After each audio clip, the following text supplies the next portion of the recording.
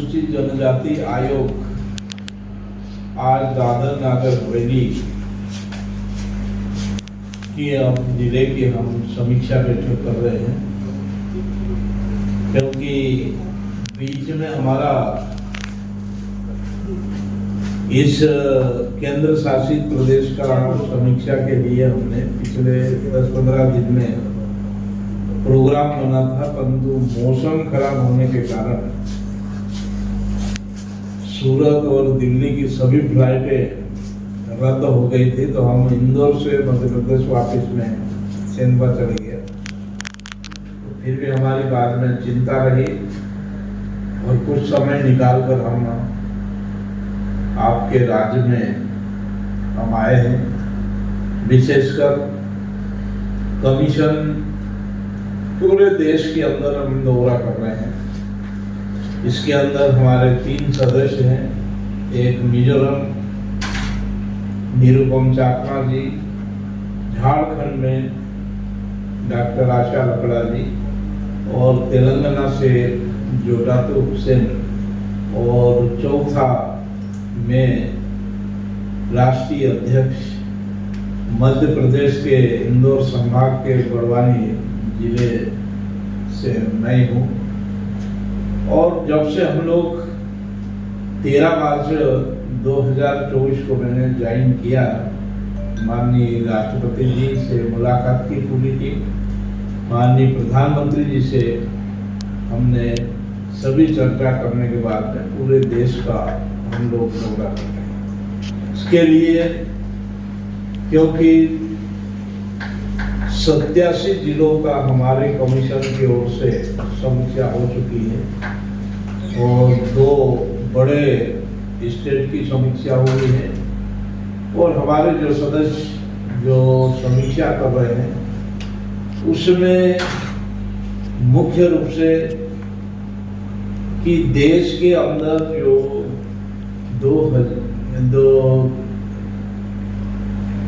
2011 की जनगणना के अनुसार करीब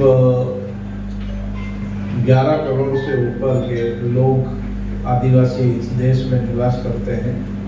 तो कमीशन का काम है कि भाई इन आदिवासियों के ऊपर किसी प्रकार का शोषण तो नहीं हो रहा, कहीं प्रकार से कोई परेशान तो नहीं है, प्रशासन कहीं परेशानी तो नहीं कर रहा है, या कहीं आरक्षण के मामले हैं इनके ऊपर कोई किसी प्रकार से गड़बड़ी तो नहीं हो रही है।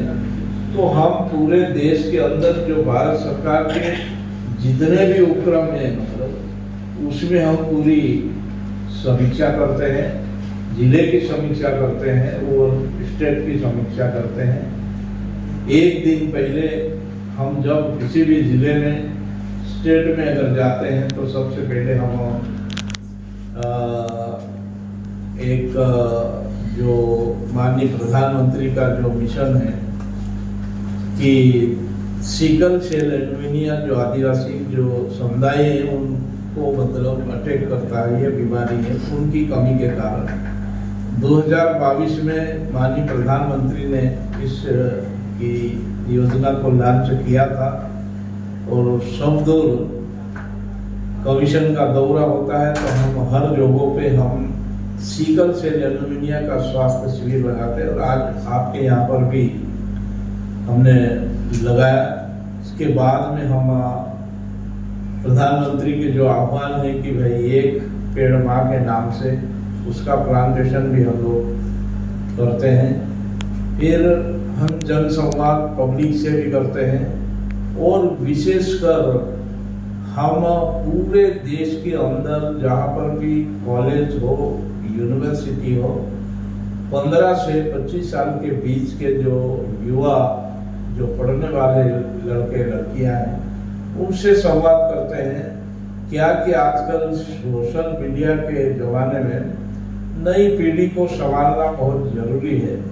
मुझे जहाँ तक मैं ट्राइबल बच्चों की मैं बात कर रहा हूँ, आजकल क्या है कि आदिवासी समाज के संगठन के नाम से कहीं भी पंजीयन हो जाता है, कोई कहता है कि हम आदिवासी का विकास करेंगे, इनका कल्याण करेंगे, फिर कहे क्या होता है कि भाई अनेकों संगठन के नाम से कोई चुनाव लड़ लेता, कोई निर्दलीय चुनाव लड़ता है।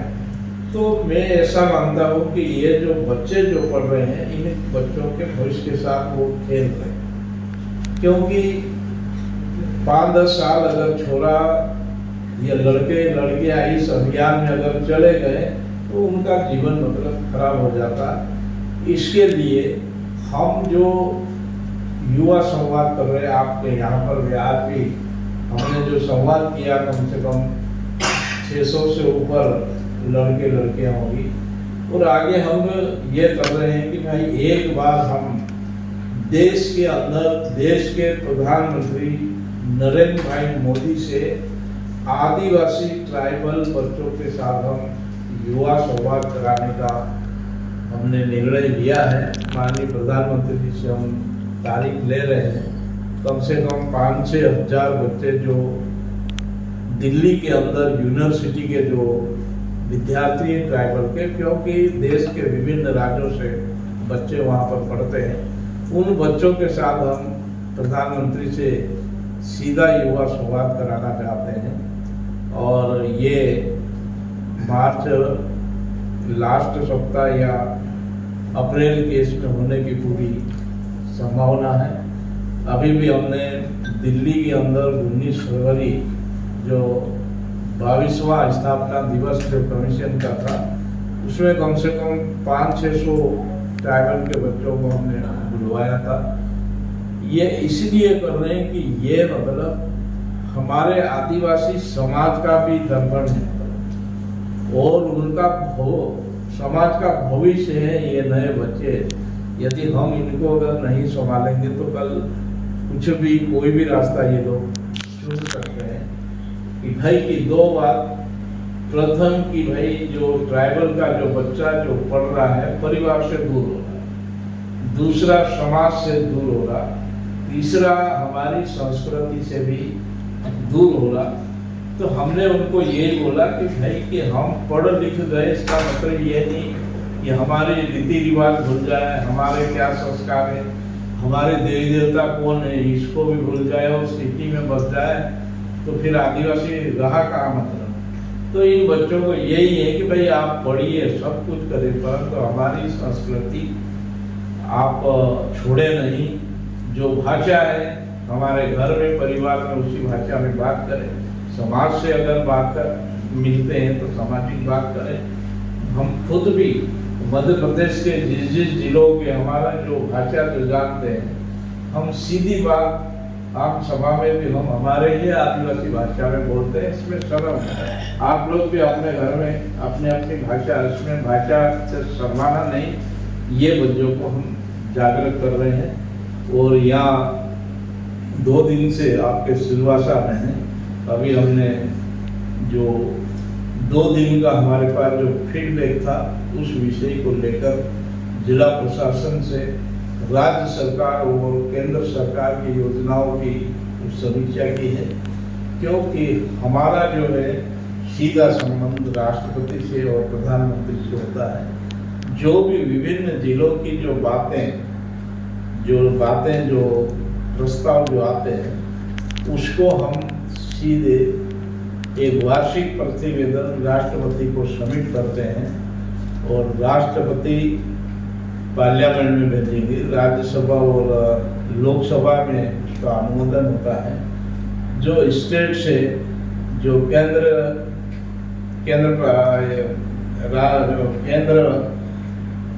जो प्रदेश है उनके अंदर वो राज्यपाल के पास आएगी, परिषद राज्य विधानसभा में उनका अनुमोदन होगा और राज्य सरकार उस योजना को मतलब पारित करती है। यदि मान लो अगर कोई पॉइंट अगर वो आगे पीछे करते तो उसको बहुत स्पष्टीकरण देना पड़ता है। और आज यहाँ पर जो भी बातें हमारी आई हैं जो राज्य सरकार की है, तो हम राष्ट्रपति जी को समर्पित करेंगे। हमारा जब 13 मार्च 2024 को हम ज्वाइन हुए उस समय हमारे कमीशन में 25,000 प्रकरण कंप्लेन शिकायत थी। उसमें कम से कम हमारे चारों सदस्य मिलके निराकरण किया। करीब 12,000 आवेदनों का मतलब इसमें निराकरण किया। हमारे ज्वाइन होने के बाद विशेषकर FRA वन अधिकार अधिनियम के अंतर्गत जिन आदिवासियों को वनाधिकार के व्यक्तिगत दावे, सामुदायिक दावे जो देने का जो मामले थे, ऐसे मामले कम से कम मतलब हम विभिन्न अनेकों प्रदेश के जिलों के अंदर हमने कलेक्टर को की अध्यक्षता में हमने कमेटी बना दी है। कलेक्टर को हमने वो आवेदन 40-50 हजार आवेदन हम जिलों के अंदर दे चुके हैं और वो साल भर के अंदर वन अधिकार के व्यक्तिगत दावे और सामुदायिक दावे का निराकरण हर महीने। यही मैं आपको रोकना चाहूंगा, समस्या यही है।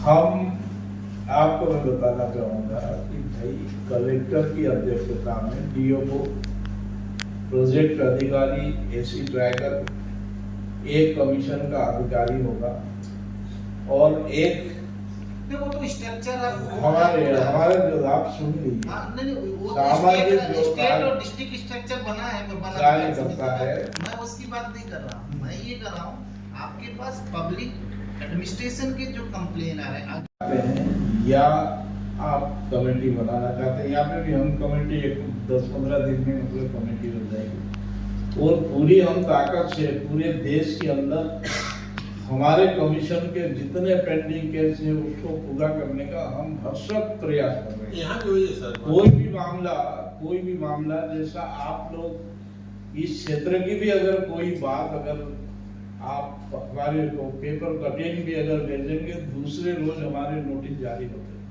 सर मैं एक और क्वेश्चन पूछूंगा आपसे, जैसे हमारे यहाँ पे ये लॉजिकल है, आप मैं उत्तर दे रहा हूँ ना कि भाई की 5वीं अनुसूची इस केंद्र शासित प्रदेश में लागू होना चाहिए। और हमने युवा समाज में भी चर्चा में कहा कि क्योंकि जब देश के 10 राज्यों के अंदर ये व्यवस्था की गई है, कमीशन के संज्ञान में आया, हम विधिक रूप से इस प्रोसीजर को हम आगे बढ़ाएं ताकि जहाँ जहाँ 5वीं अनुसूची की जो जरूरत है तो उससे बहुत कुछ फायदा आदिवासियों को मिलेगा और इससे आदिवासी का शोषण भी रुकेगा। दोनों का अध्यक्ष जी, दादरा नगर हवेली क्या हक अधिकार मिल रहा है क्योंकि यहाँ कारपा महोत्सव आदिवासियों का बहुत फेस्टिवल चल रहा है। अब विश्व आदिवासी दिवस जैसे महत्व आज भी है, यहाँ पर हम लोग इंडिया में देखते रहते हैं। जैसे वन विभाग वन क्षेत्र में जो भी वर्षों पुराने से रह रहे हैं गरीब आदिवासी, उनको बारिश के दिनों में हटा दिया गया, बेचारे रोड पे जीवन व्यतीत किए। हम लोग इतना हाईलाइट किया, हमने सब विषय के ऊपर अभी चर्चा करी। कलेक्टर पूरी टीम को बोला कि भाई कहीं पर भी आदिवासियों को मतलब ये दखल नहीं कर सकते जब तक उसका पुनर्वास नहीं हो, उसको वहां से हटाया नहीं जा सकता। जहाँ जो वनाधिकार की बात कर रहे हैं, यहाँ पे करीब 2,000 व्यक्तिगत दावे के पट्टे मिले हैं। हमने ये निर्देश दिए हैं कि भाई आपके यहाँ 10,000 आवेदन भी अगर होंगे, अगर वो निरस्त हुए उसको रीओपन करें, फिर से हम जांच करें। मैंने प्रयास किया गया ग्राम सभाएं अब 19-24-11 का जो है 2024 का जो 19-11-2024 में ग्राम सभा मंत्रालय की तरफ से आता केंद्र सरकार से यहाँ ग्राम सभा का हमने पूरा कमीशन अभी संज्ञान में लिया है यहाँ का मामला। मैं आपको आश्वस्त करना चाहता हूँ कि संज्ञान जो कमीशन ने लिया है आदिवासी को इसका न्याय मिलेगा, इसका रिजल्ट आप लोग देखें। इसीलिए 27 जिलों में आप दौरा ओपन नहीं कर सकते, पर फिर भी मैं मीडिया जब इकट्ठा होता है, वो मैं मध्य प्रदेश में 15 साल मिनिस्टर रहा हूँ, 5-5 4-4 विभाग के, और मेरा मीडिया से बहुत बड़ा अटूट संबंध है। बहुत से लोग क्या करते हैं, अरे मीडिया आ रही है मतलब वो अब पीछे खसक जाए, ऐसा नहीं। मेरे जो कार्यालय के अंदर हमारे जो मीडिया बंधु आते हैं, हम 5 मिनट से ज्यादा उनको इंतजार नहीं करा, आए तत्काल अंदर बुलाया, आपसे बात करी, फिर दूसरे लोगों को मिलने का। क्योंकि भाई आप ही तो है जो कि हमारी बातों को सब दुनिया के सामने ले जाएंगे। यदि आपसे ही हमारा संबंध डिस्टर्ब देगा तो काम थोड़ी होता है। और आप लोगों यहाँ का पर सर,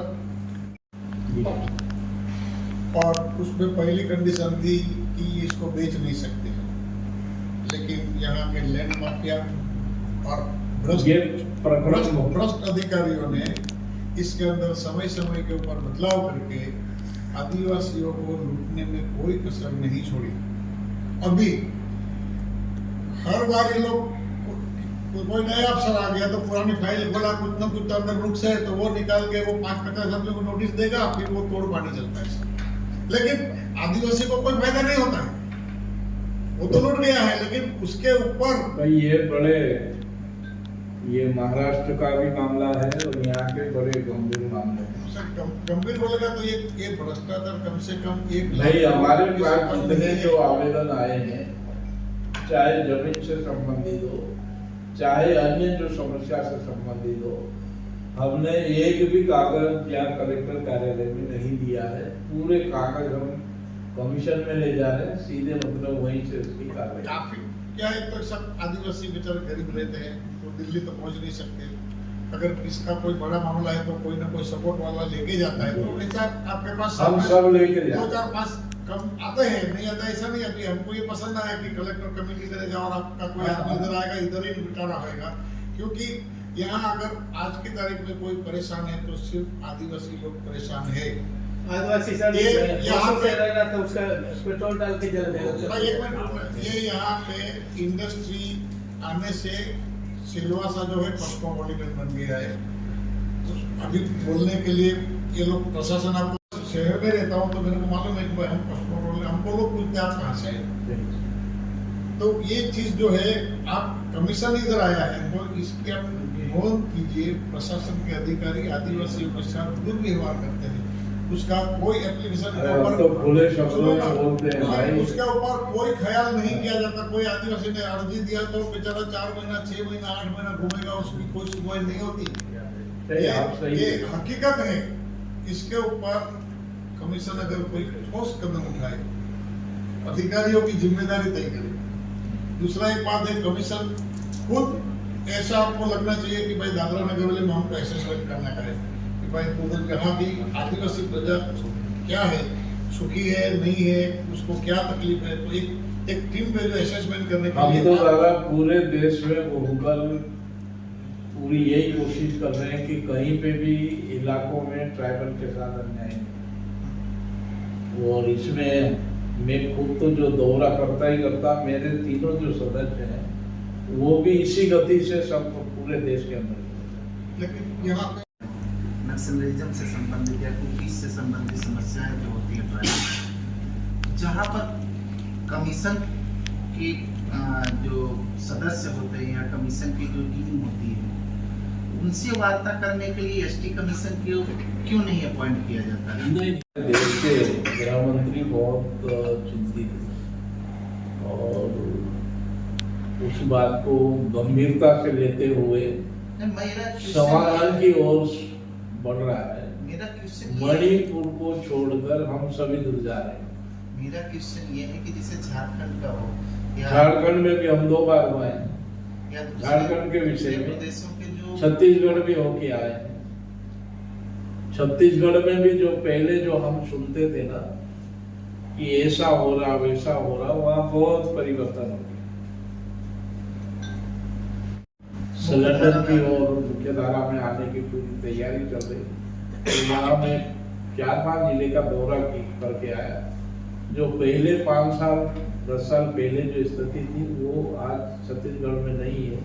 मैं समझता हूँ कि आने वाले कुछ सालों के अंदर धीरे धीरे मतलब शांति होगी, ऐसा मुझे पूरा भरोसा। अच्छा भी लगा।